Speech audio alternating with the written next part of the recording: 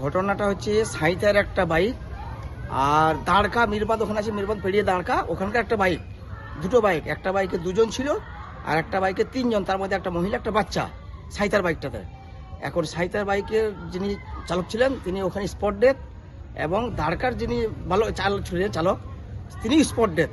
আর দাঁড়কাতে সঙ্গে আরেকজন যে ছিলেন তার অবস্থা খুব সিরিয়াস, তাকে তো বর্ধমান ট্রান্সফার করে দিল এখনই। কী হবে সে উপরবেলা জানে, আর কি হচ্ছে তারাই জানে। এখন পর্যন্ত আছে মনে হয়। এটা হয়েছে কোন জায়গায়? এটা হয়েছে বামনি গ্রামে, একদম পোপাল বামনি গ্রামের বাস স্ট্যান্ডেই। দুটো বাইকের মুখোমুখি ছিল? দুটো বাইকের মুখোমুখি সামনে। আরেকটা বাইকে দুজন ছিল, তাদের অবস্থা কি? তাদের মধ্যে একজন মারা গেছে, একজন অবস্থা সিরিয়াস, তিনি মনে হয় মারা যাবে। আরেকটা বাইকে তিনজন ছিল, তিনজনের মধ্যে একজন বাচ্চা, একটা মহিলা। বাচ্চার অবস্থা খারাপ, একদম পা থেকে এই সাইডটা গোটায় ভেঙে গেছে একদম। মহিলাটার মাথাতে এখানে চোখে চোট পেয়েছে, প্রচন্ড চোট পেয়েছে মহিলাটা। এটা কি দুজনের দ্রুত গতিতে ছিল? সেইটা অ্যাক্সিডেন্টের মোমেন্টে হয়তো আমি ছিলাম না, কিন্তু যা বোঝা যাচ্ছে তাদের দুজনেই গতিতে ছিলেন। আপনার নাম? আমার নাম শেখ ইউসুফ।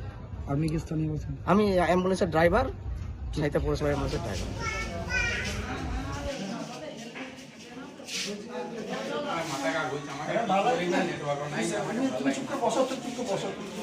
মনে হচ্ছে এখানে গ্রাম পড়ে যাবো, তাই আমি পাচ্ছি না, আমার ভালো লাগে না, আমি কথা বলতে পারছি না, এই যে কয়েনটা পাঠাই মনে হয়, যা কয়েনের কাছ থেকে নিয়ে